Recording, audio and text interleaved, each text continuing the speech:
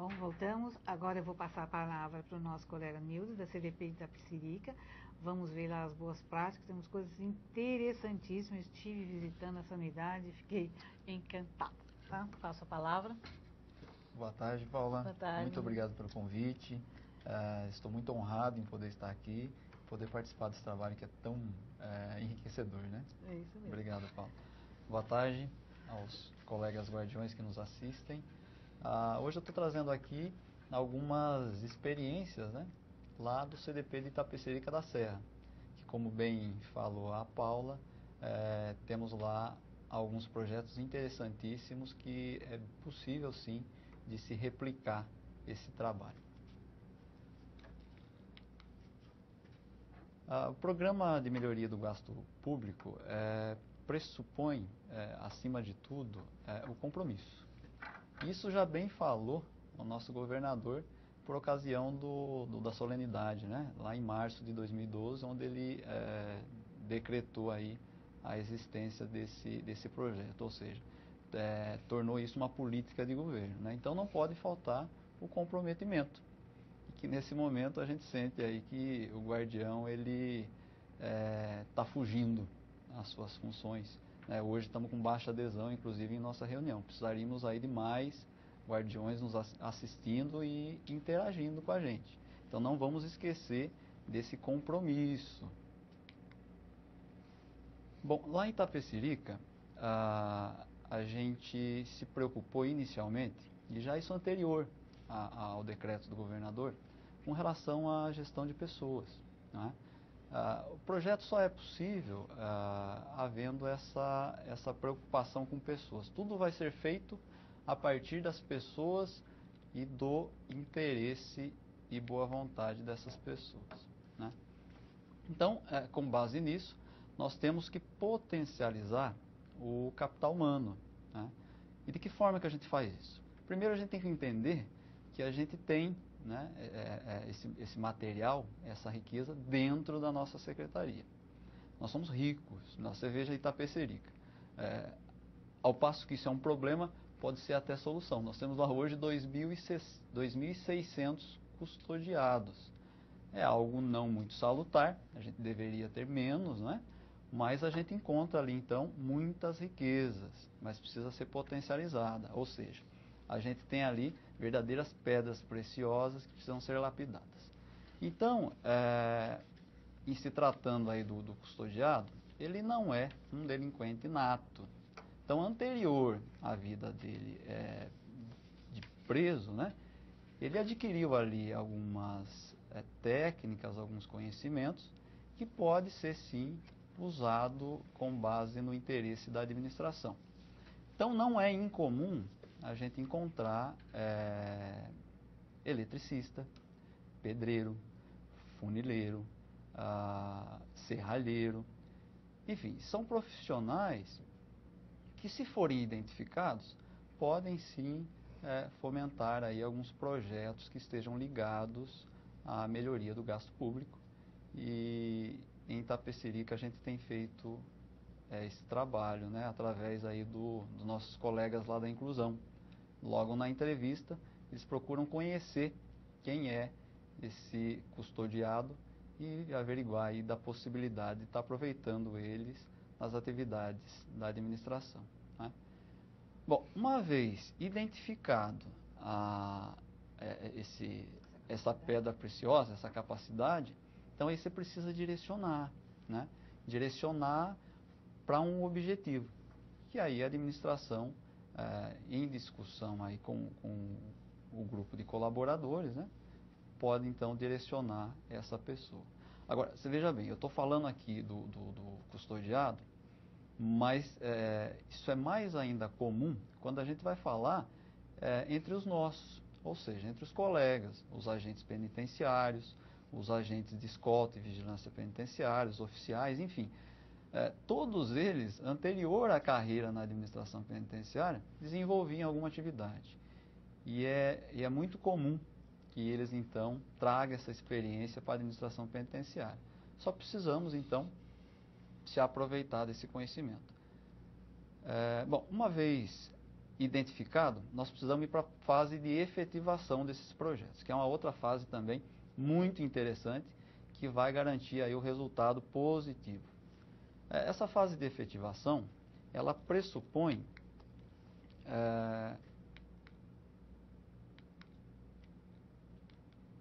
essa fase de efetivação, ela pressupõe a fase de projeto em si. Então, o projeto, ele não pode ficar no gabinete do diretor-geral, né? Pura e simplesmente. E nem pode sair dali como imposição aos demais. Então, é a fase onde há a participação.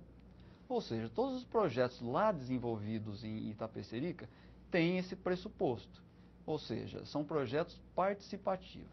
Existem as ideias, e essas ideias são postas em discussão com todos os colaboradores. Para que isso? Para que, além de tomarem ciência dos objetivos da administração, possam também opinar. Porque, como eu falei anteriormente, são pessoas que trazem, né, anterior à carreira da administração penitenciária, bastante conhecimento. E esse conhecimento precisa ser, então, aproveitado, né? E aí a gente faz esse módulo lá em Itapecerica. Junta as pessoas, discute o projeto, né? E partimos, então, para a fase de mãos à obra. E essa fase, a gente tem que tomar um cuidado. Por que a gente tem que tomar cuidado nessa fase?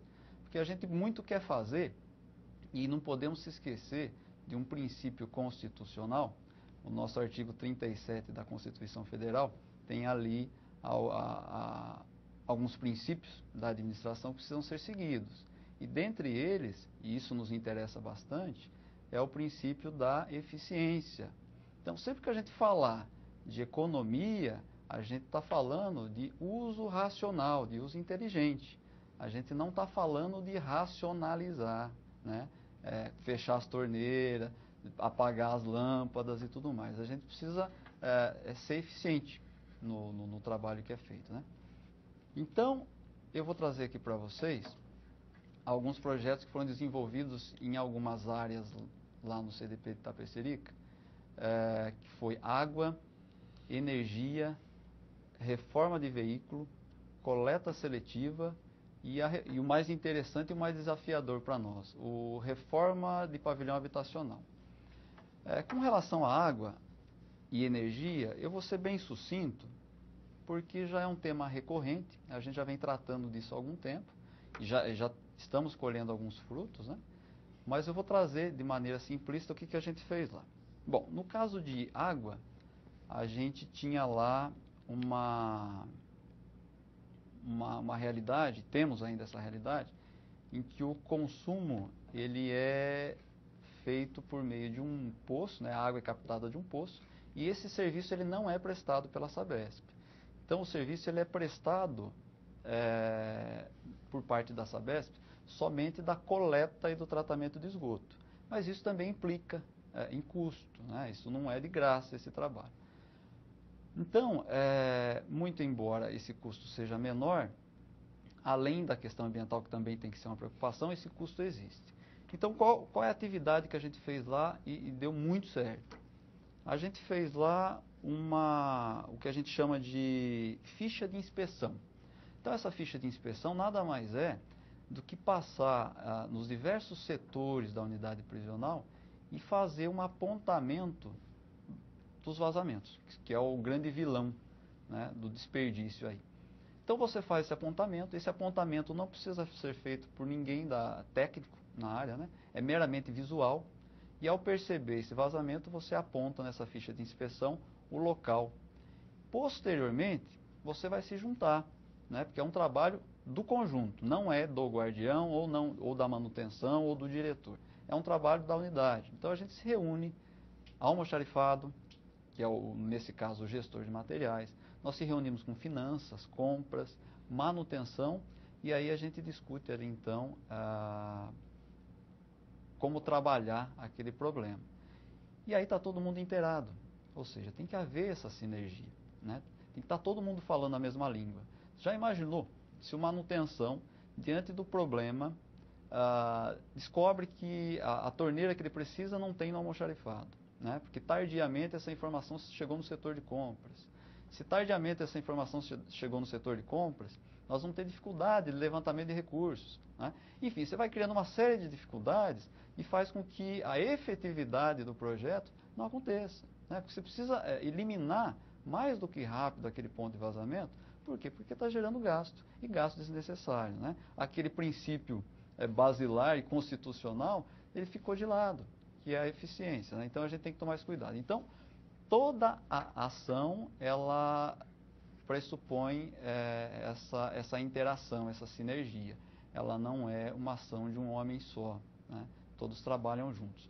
E você veja que interessante, nós tínhamos, e essa preocupação nossa ela é anterior ao decreto, a gente tinha lá em 2010 um consumo de 6,3 metros cúbicos pessoa mês. A Sabesp diz o seguinte, que no sistema prisional, o consumo de 6 metros cúbicos pessoa mês é o ideal, é um número considerado legal. Em Itapecerica, em 2010, a gente tinha 6,3. Estávamos bem próximo do que era o ideal, não é? E a gente chegou, então, a 2013 com 5,1 metros cúbicos pessoa mês. Ou seja, um número bem menor do que estipulado pela Sabesp como sendo um consumo normal. Mas a preocupação ela não pode parar por aí, porque você veja bem, e em 2012 nós conseguimos fazer um número ainda melhor, 4,9 metros cúbicos pessoa mês. Ou seja, algo tem a ser analisado. Por que conseguimos fazer um número tão bom em 2012 e ele não se repetiu então em 2013? Então, esse acompanhamento ele tem que ser diário, conta a conta, evento a evento, o que de novo teve naquele ano, para que a gente possa discutir quais as ações. Então, por exemplo, em 2014 entrou e a gente já está discutindo, né, quais foram as falhas, o que de efetividade faltou no projeto, para que a gente possa então continuar a reduzir. A nossa meta não é 6 metros cúbicos pessoa mês. A nossa meta é bem menor do que, enfim, é o melhor que a gente consegue fazer. Aí estou trazendo uma foto, só para que vocês tenham uma noção, de um trabalho simples que pode ser feito, né? Ó, esse é o prédio administrativo, o banheiro do prédio administrativo. Nós tínhamos lá uma torneira que é visível lá o vazamento. Nós trocamos por torneiras automáticas, né? Resolveu o problema. Então, assim, não é difícil de fazer. É planejar e efetividade nos projetos. Eu vou falar com vocês agora um pouquinho de energia. Também conseguimos fazer muito. Em energia, inicialmente a gente fez o aditamento do contrato. O aditamento já foi feito no primeiro semestre de 2012. Está todo mundo cansado, né, de ouvir falar em contrato. E a gente conseguiu aí bons resultados. O contrato vigorou em dezembro de 2012. E aí até o decreto hoje traz para nós aí o fato do monitoramento, né, das contas e tudo mais. Então isso não faltou em Itapecerica da Serra. A gente continuou monitorando. No aditamento anterior a gente conseguiu uma economia anual de R$25 mil no contrato. E a gente veio monitorando o 2013 inteiro, né, e temos aí a possibilidade de fazer um novo aditamento de contrato ainda em 2014. Eu não sei exatamente o mês, né, isso tem que ser conversado com a Eletropaulo, mas uma informação preliminar aí diz que a data seria junho, para a gente estar fazendo esse aditamento. Então a gente tem até junho para fazer aí um novo aditamento de contrato. E a gente já tem uma surpresa, né? Até dividi com a Paula aqui no intervalo essa surpresa. Nós vamos conseguir lá em Itapecerica economizar, estou falando isso em reais e uma perspectiva, né?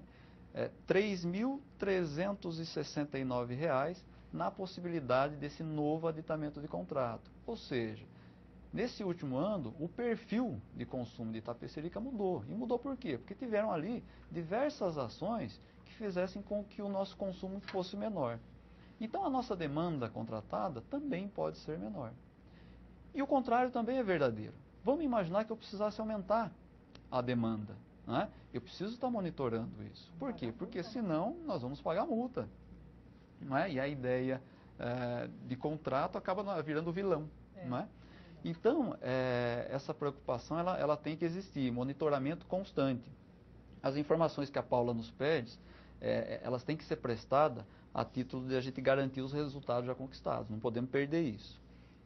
Bom, mas o que a gente fez lá em Itapecerica no que diz respeito à energia?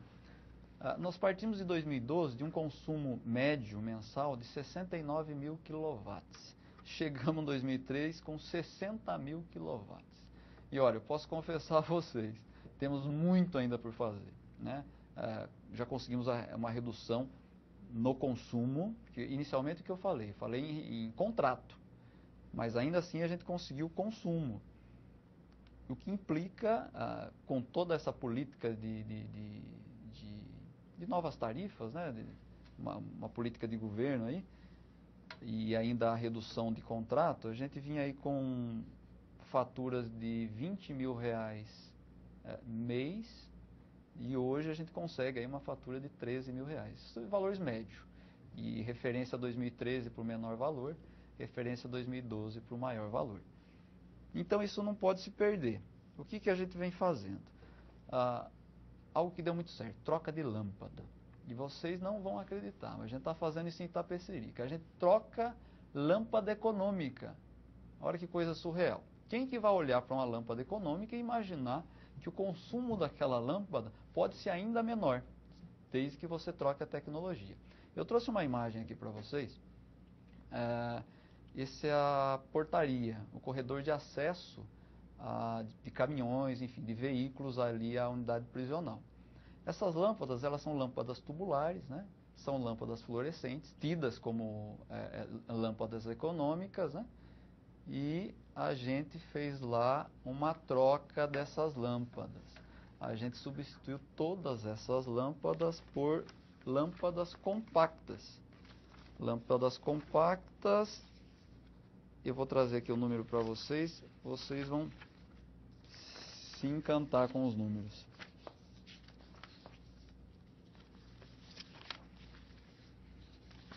Aqui. Então lá na portaria, nós tínhamos 32 lâmpadas de 32 watts, né? Substituímos por 5 lâmpadas compactas de 58 watts. E tem uma outra vantagem aí oculta, porque essa lâmpada tubular, ela demanda o uso de reatores. Então a gente eliminou da lista de materiais do nosso almoxarifado o reator. A gente não tem essa demanda. Então a gente acaba economizando na compra desses reatores e no tempo. Por quê? Porque eu não preciso do setor de manutenção da unidade preocupado com a troca desses reatores. Então só aí você imagine o quanto a gente conseguiu fazer em termos de economia.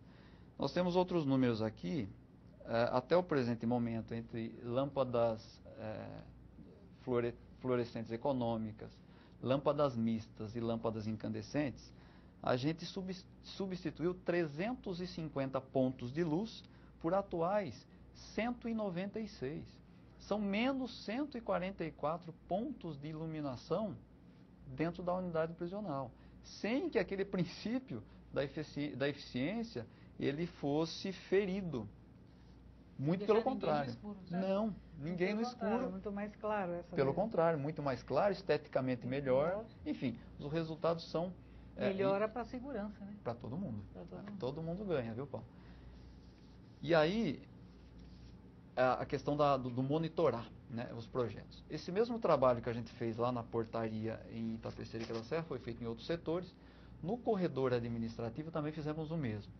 Não vou trazer os números, mas assim, são bem parecidos com o da portaria.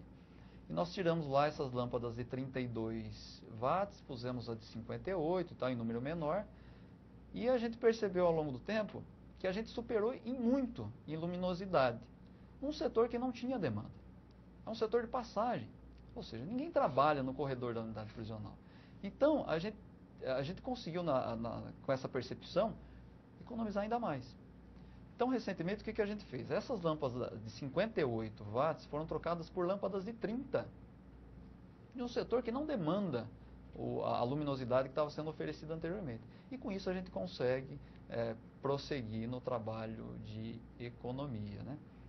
e esse mesmo trabalho está sendo replicado nos mais diversos setores da unidade. É por isso que quando eu falo que tem muito por ser feito, é porque de fato ainda o tem, né?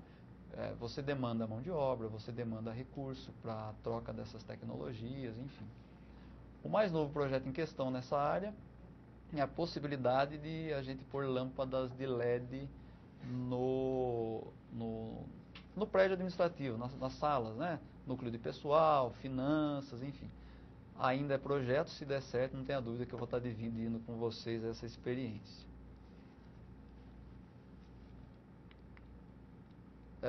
Outro trabalho que a gente fez lá, e vamos tratar dele, não, mas antes disso, é falar da questão da conscientização, né? Porque quando eu falei lá atrás que a gente tem que valorizar essas pedras preciosas que nós temos, né, e dividir esse projeto, a gente tem então que dividir esse conhecimento com o maior número de pessoas possíveis, para que esse conhecimento possa ser replicado. O conhecimento e o resultado. As pessoas precisam se sentir parte desse resultado, né? Então você tem que dividir com eles. Então a gente faz lá um trabalho, e não é com todos, porque não daria para ser, com o sentenciado. Então, essa importância na economicidade, até não somente do ponto de vista financeiro, mas também do ponto de vista de ambiental, né? Também tem essa questão da sustentabilidade. A gente divide isso com o nosso principal consumidor, nosso principal cliente, que é a pessoa presa. Então a gente faz esse trabalho com ele também, viu, Paulo? Sempre a gente divide panfletos com eles, discute essas questões com eles, ao passo que eles também colaborem no projeto, muito embora eu tenho que reconhecer a dificuldade, dada a cultura, né, do ambiente prisional, né? Mas isso não pode ser empecilho, né? Na verdade, isso para nós passa a ser, então, um desafio. Uma grande oportunidade. É uma muralha que precisa ser... uma Berlim da vida, né? Exatamente. Bom, um outro trabalho que nós temos lá, e isso já passa a ser novidade aqui no nosso ambiente de reuniões. Não é comum a gente ouvir falar sobre esse assunto, né? Eu ainda não me dediquei a essa área aí. A esse tema. Mas ele precisa ser levantado. Precisa, Paulo. Na comissão de contratações públicas sustentáveis, eu estava indo por esse caminho. Aí veio o programa, ele é mais abrangente, mas a gente vai ter que voltar a isso. Acabou ocupando do seu tempo, né? Mas enfim, começamos lá em Itapecerica, projeto piloto. Tá certo, projeto piloto. Então, do que se trata esse projeto? Coleta seletiva. Inicialmente, esse projeto tinha como interesse basilar a responsabilidade ambiental. E a responsabilidade nossa, enquanto CDP, inserido numa sociedade, né? A gente traz ali alguns impactos desse ponto de vista que podem ser entendidos ali como negativo, e a gente tem ali o interesse de minimizar esses efeitos. Então, esse projeto ele nasceu com base na nossa preocupação com o meio ambiente e, por que não dizer, também com o gasto público, que naquele momento o custo não era da fazenda estadual, mas da fazenda municipal. Então, economizar vale em todas as esferas, né? Não é só em casa, né? Na administração penitenciária, vale também economizar para o município, economizar para a União. É dinheiro público sendo economizado e esse é o objetivo. Então, o projeto de coleta seletiva, ele nasceu dessa necessidade e em parceria com a Prefeitura de Itapecerica da Serra. Essa parceria, ela tinha como pressuposto inicial contemplar um decreto do nosso governador, Geraldo Alckmin, decreto esse de 2011, depois a gente pode passar para vocês, é o decreto 14.470, em que ele fala ali qual o destino a ser dado ao resíduo produzido pelo setor público, né? Qual o fim que teria que ser dado. A gente juntou desse decreto, conversou com o secretário do Meio Ambiente lá de Itapecerica, demonstramos para eles o nosso interesse, e o interesse deles também era comum, dada a dificuldade dessa realidade do lixo em Itapecerica. Todo o lixo produzido em Itapecerica, inclusive o nosso lá da unidade prisional, ele é destinado para caieiras. Itapecerica é uma região de mananciais, não pode receber lixo. Então você imagine o quanto esse lixo ele é custoso ao cofre público municipal. Então, fora o interesse ambiental, também tinha esse interesse aí de reduzir custo com esse transporte e coleta de lixo. Então, Itapecerica tem uma cooperativa, o decreto fala a respeito disso. Esse lixo ele não pode ter fins lucrativos, ele tem que ser encaminhado a associações, a cooperativas de catadores, né? Os dividendos, os lucros, eles têm que servir aí de receita e de renda para esses catadores, né? Então a gente precisava buscar essa parceria e assim se fez. Eles entram com a coleta, com alguns materiais que são necessários, né? A separação é luva, avental, bota, embalagem para a gente armazenar esse material, e nós entramos com a mão de obra, na qual a gente é muito rico, né? A mão de obra da pessoa presa, do nosso custodiado. Lá em Itapecerica nós temos aproximadamente 10 pessoas trabalhando com a separação do lixo, né? Selecionar aquilo que é possível de ser aproveitado e do que não dá para ser aproveitado, para isso ir para o lixo comum. Esse lixo vem de dentro das celas? De onde que vem o lixo? Isso, Paulo, esse lixo ele vem de dentro das celas, né, dos pavilhões habitacionais. Esses custodiados vão lá de cela em cela recolher? Não, esses não. Alguém lá? Isso, a gente recolhe em carrinhos próprios e traz isso. Isso aí foi montado na linha de tiro interna. E aí os presos que trabalham com esse material, eles separam então esse que vocês lixo. conscientizaram o nosso público seleto que dentro da cela ele separa? Não, Paulo, não. Ele não faz... A gente teria essa dificuldade. Eu acho que seria o avanço do projeto. Então você passa recolhendo o lixo do jeito que vem. Exatamente. E aqui eles vão realmente eles separar fazem essa separação. Plásticos, exatamente. Eles são pré-orientados, né? Por isso a luva, né? Exatamente. Então eles fazem essa separação e eles acondicionam, né? Em embalagens, em bags, em tambores de 200 litros. E 2 vezes por semana a cooperativa vem retirar. Aquele era Marmitex. É o Marmitex. Lá em Itapecerica nós temos então quase não, são 5.200 refeições diariamente. Então você imagina o que é produzido aí em termos de alumínio, né? Mas não é só isso, você tem o plástico, você tem o papelão, você imagina o que a gente produz de papel, né? Enfim, e esse projeto ainda pode ser refinado, Paulo. Mas olha, você veja bem que nessa questão do lixo, também Itapecerica tem uma novidade, que eu não sei se isso vai virar algo comum aí às outras unidades. O lixo nosso não é mais coletado pelo município de Itapecerica. Eles não querem mais se responsabilizar por esse ônus. Então quem é que assumiu esse ônus? A partir de 2014, esse ônus é da administração penitenciária, é do CDP de Itapecerica, é da Fazenda. Nós temos que pagar para tirar o lixo. Então, mas é uma lei da prefeitura. Sim, eles têm Os essa grandes prerrogativa. consumidores que se virem, como pagamos. Os termos são mais ou menos esses. E nós aí pagamos. a gente passa a ter custo. Então a gente agora conseguiu quantificar em reais a economia de ter um trabalho desse. Porque se tudo isso vai para o lixo, você precisa de mais vezes passando para catar seu lixo. Exatamente, porque o pagamento ele é feito por volume. Por volume. Por volume. Então quanto menor o seu volume, menor sua despesa com a coleta do lixo. Nós reduzimos o lixo lá na sede por conta do nosso projeto Papel Não é Lixo. Porque a gente recolhe papel inservível, ele vai todo para um lugar específico e depois mandado lá para o fundo. E com isso, a coleta de lixo diminuiu. Nós economizamos dinheiro ali, exatamente o que você está falando.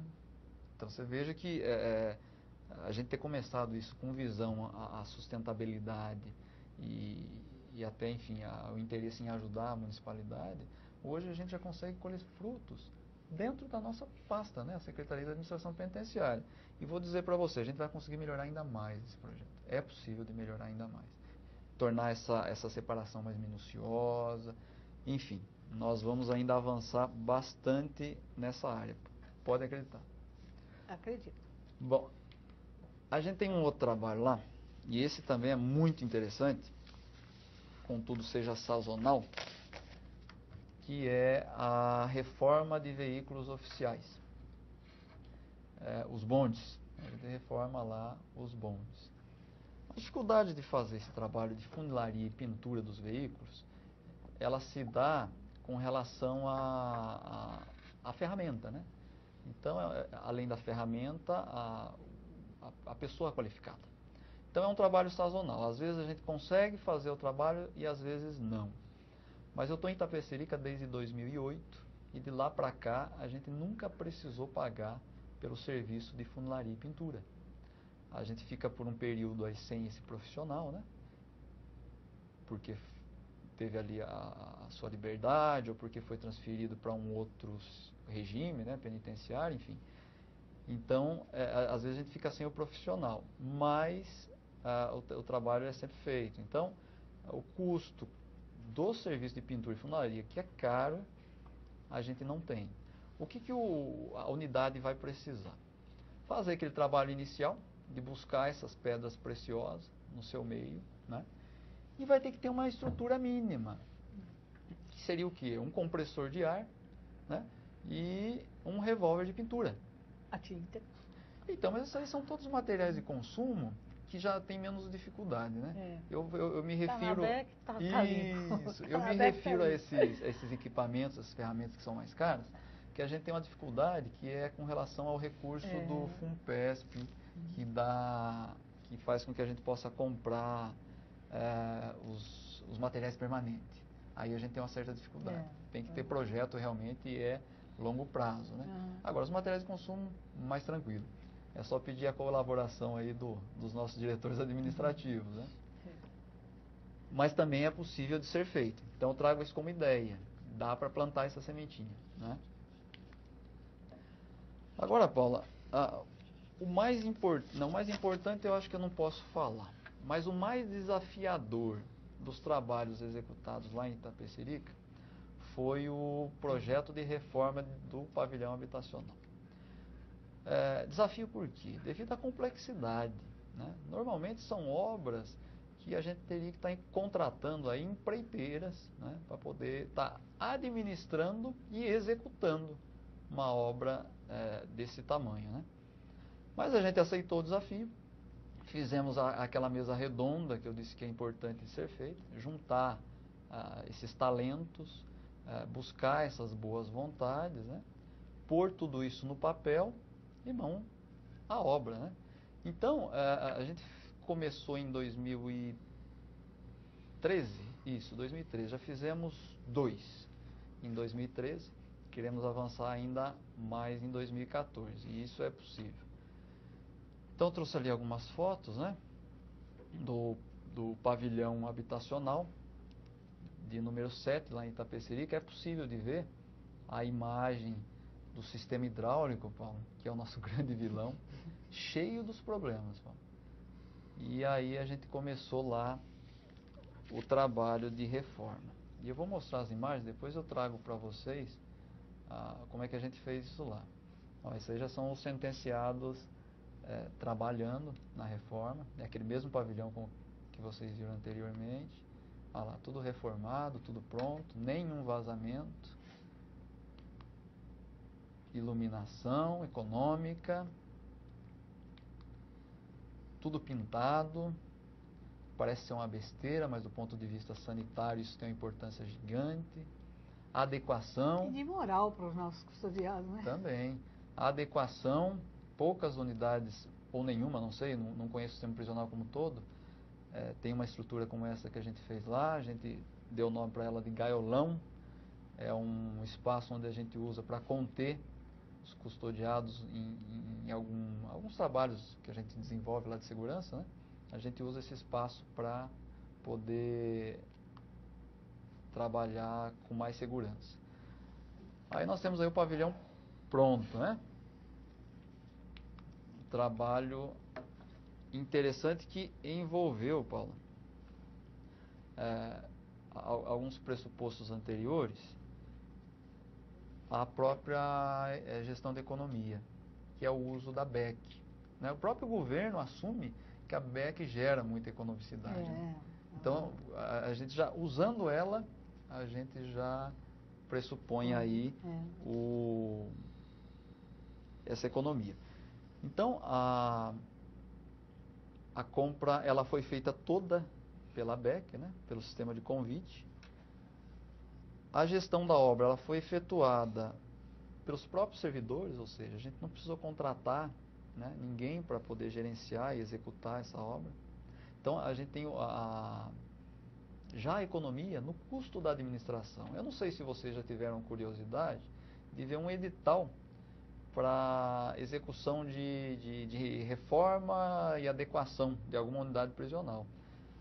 Mas ela tem um custo ali embutido na obra, que é o custo da administração, de toda essa movimentação de pessoal, de máquinas, ferramentas, canteiro de obra, limpeza de obra, enfim, o tal do DBI, que eu não sei exatamente do que se trata, mas os engenheiros poderiam falar melhor para nós, mas enfim, é um cálculo que eles fazem, né, para remunerar a empreiteira, é o cálculo que eles fazem para garantir o custeio de alguma intercorrência que tenha durante a obra. Tudo isso aí, quando a gente toma essa responsabilidade para nós, vou fazer a obra, a gente absorve, né, esse custo, a gente deixa de ter. E isso, para mim, é o maior exemplo de economicidade. Né?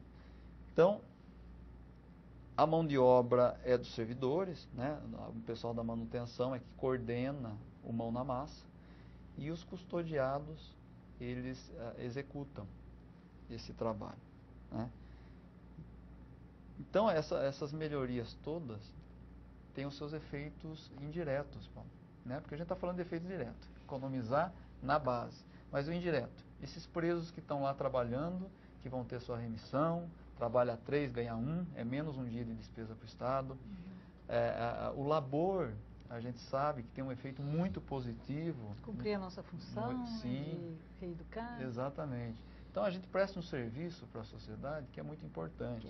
Quando faz essa pintura, faz essa reforma, eu não tenho números que provem isso, mas a melhora da condição sanitária do habitat da pessoa presa, ela vai gerar também saúde. Enfim, esse custo, saúde, também é nosso. E a gente sabe o quanto é caro. Então, não sei quantificar, mas é certo que a gente economiza. Pegando esse gancho, na Santana eu perguntei.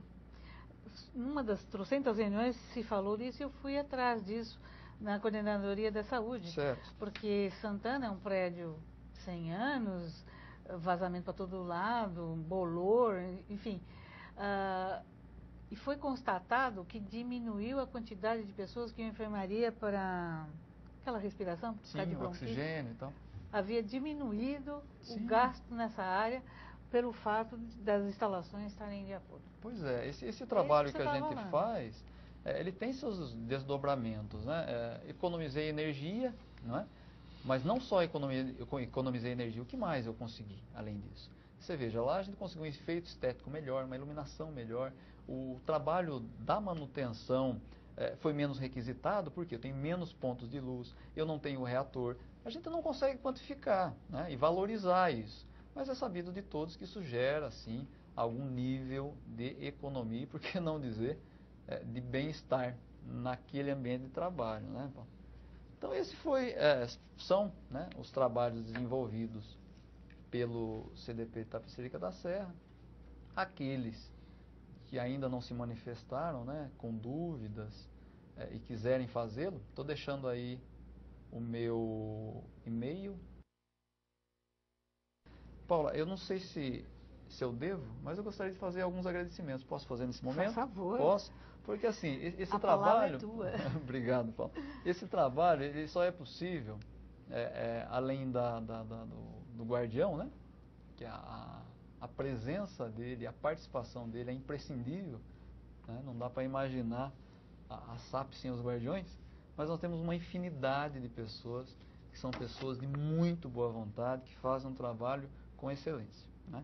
Então, eu gostaria aqui de agradecer, parabenizar o Júlio, Timóteo, o Luiz Roberto, que são nossos âncoras lá da manutenção, pessoas fenomenais, pessoas que não estão na manutenção, mas que indiretamente colaboram com ela, são pessoas que desenvolvem suas atividades na segurança, mas sempre que podem, também contribuem, né, com outras atividades da unidade. Então, o André Matias, da alimentação, Munhoz, Luciano, o Cláudio Gomes, o Rubens Peregrino, que hoje já está lá no CDP de Riolândia, olha lá, aquela pedra preciosa indo embora. Já está lá em Riolândia. Já obrigado. Foi para Verde. Já foi para a Unidade Verde. Foi para a Unidade Verde. Aos nossos diretores, que ajudam muito nesse trabalho, Adriano Bergamo, nosso diretor de disciplina, né, que facilita a participação do custodiado nessas atividades, o Cleiton Oliveira, o Marcelo Augusto, todos os diretores de segurança, a nossa diretora administrativa, ou melhor, não mais a diretora administrativa, Solange, nos ajudou bastante, continua nos ajudando, o Elias, que está acompanhando a nossa reunião hoje aqui, nosso diretor administrativo, Paulo Reuli, diretor de inclusão, um dos principais responsáveis aí por buscar essas pedras no que diz respeito aos custodiados, e também aí o Dr. Claudinei Teixeira, nosso diretor-geral, Vinícius Hilário, nosso supervisor, que são pessoas que não põem barreira ao nosso trabalho, né? Não adianta a gente querer trabalhar, discutir projetos, se eles ficarem embarreirados no gabinete. Isso não acontece em Itapecerica. Espero que também não aconteça em nenhuma unidade do sistema prisional, né? E, Paula, agradecer a você e parabenizar você também por esse trabalho aí fenomenal à frente do gasto público. Você está de parabéns, nos inspira. Preciso agradecer também ao Dr. Lorival, ao Alckmin, nosso governador, né, que são aí nossos modelos a serem seguidos. Eu diria o seguinte, são gestores inveterados, né? Quando a gente começou, eles já estavam na batalha. E, por fim, parabenizar aí todos os gestores de economia, né, no âmbito da SAP, e parabenizar eles, Paulo, sabe por quê? Porque são pessoas que fazem um trabalho voluntário. Todos eles têm atividades paralelas, diversas. Só quem está no ambiente prisional sabe, é difícil até de sobrecarregado, né, uma demanda gigante, e ainda assim conseguem se dedicar a um trabalho que eu posso chamar de trabalho nobre. Sendo o trabalho nobre, as pessoas que o executam não são diferentes. São pessoas nobres também, merecedoras aí do nosso parabéns, do nosso muito obrigado. E continua nessa luta, não podemos parar. Vamos fazer mais e melhor sempre. Vamos provar, né, que nós da administração penitenciária estamos prontos. Né? Não, de maneira alguma. Ao pessoal da Tec Reg pela recepção. Fiquei apaixonado por vocês, quase todos, viu? Mais por ela. Então tá. Você passa a palavra? Passa a palavra, fica à vontade. Obrigada. Imagina. Então eu tenho duas questões aqui, duas participações, apesar que eu vou responder, mas o Fábio não está online.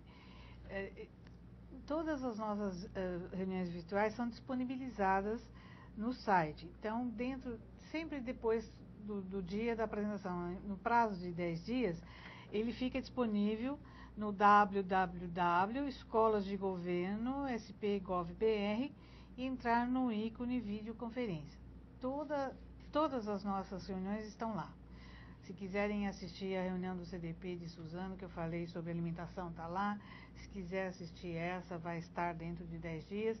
Depois eu escrevo para o Fábio, porque o Fábio pergunta aqui, né, que não foi possível a participação e ele queria ser informado como é que ele poderia visualizar. Então, estou falando novamente sobre isso.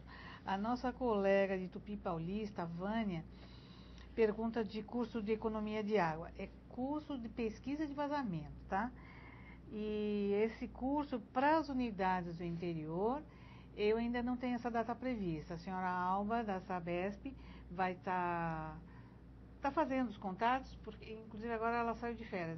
Deve ser a partir de abril a gente deve ter esse curso que foi ministrado agora para os nossos colegas, porque a Sabesp também é dividida em duas regionais, a interior e a metropolitana, e a metropolitana fez os cursos, então agora a interior vai fazer os seus cursos e vai abranger 100% das nossas unidades do interior. Então, aguarde, deverá acontecer entre abril e maio. É a parte da manhã, são 4 horas de curso, lá na Sabesp, dentro da unidade da Sabesp. você fala que tem muito problema com vazamento de água na válvula de descarga.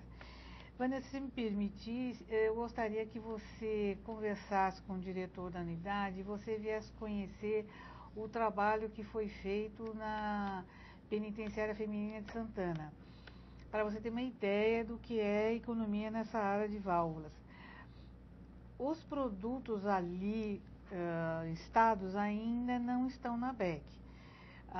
Tanto a Sabesp como as próprias empresas que desenvolveram especificamente esses produtos para Santana, já foi lá para a Cefaz, já está lá na mão do pessoal da BEC analisando para que seja um item comum da nossa lista. Porque eu disse para eles, não adianta fazer isso em Santana se depois não posso replicar, né? Mas já está, ainda não está, mas era necessário se você quiser entrar em contato comigo, a gente pode ir juntas. Vamos fazer uma visita para você ter uma ideia do que está sendo feito e para que você veja se é possível fazer lá. Até porque a sua é feminina, lá, aqui também é feminina. Porque quando eu estou falando isso de feminina, porque quando eu fiz uma reunião da Sabesp com os nossos colegas da Metropolitana, e a maioria era masculina, quando nós fomos fazer a visita a Santana, eles começaram a colocar todas... não senão, isso não funciona no masculino, isso não funciona no masculino. Então, pela sua unidade ser feminina, tem tudo a ver. Eu recomendo que você venha ver, né, para ter ideias, tá, sobre esse assunto aqui em Santana. Se o diretor assim o permitir, nós marcamos e vamos visitar. Eu acho vai ser bastante proveitoso essa sua visita. E, aliás, todo mundo que quiser viver, né? Porque o que aconteceu em Santana, a tendência não é que tudo que aconteceu em Santana aconteça nas outras unidades. O projeto foi específico para Santana, né? Cada uma das unidades que vão sofrer adequações tem seus projetos. Eu já mandei, das unidades interiores, eu já mandei para as coordenadorias, eles sabem o que tem que fazer na unidade. As da Metropolitana ainda eu não tenho, não sei o que é que tem lá para fazer. Que vai trocar torneira, se não vai, se é caixa d'água e tal, não sei o quê. Então, mas vocês estando em São Paulo, eu acho que valeria a pena ver, porque é um trabalho excelente. Os números são mais ou menos assim. Eu já falei 500 vezes aqui, né? R$1,5 milhão de conta mensal de água e hoje está entre 700 e 800 mil reais. É uma coisa assim, nos relatórios eles falam que já estamos abastecendo 7 mil famílias com a economia de água que estamos fazendo ali em Santana. Porque a Sabesp mede por quantidade de água que ela pode fornecer para uma família quando deixa de gastar à toa aqui, né? Então é isso, Vânia, você depois me escreve, veja se é viável essa minha ideia, senão vamos procurar aí ideias para você, tá bom? E o Fábio não está online, mas eu vou estar escrevendo para ele. Mais alguma questão? Não? Então eu agradeço a todos mais uma vez, peço para que vocês incentivem os colegas a estarem participando da nossa reunião. O número de participantes tem reduzido, é uma pena. Vamos ter que verificar como fazer para que todo mundo participe. E até nosso próximo encontro em abril. Obrigada, até logo. Boa noite.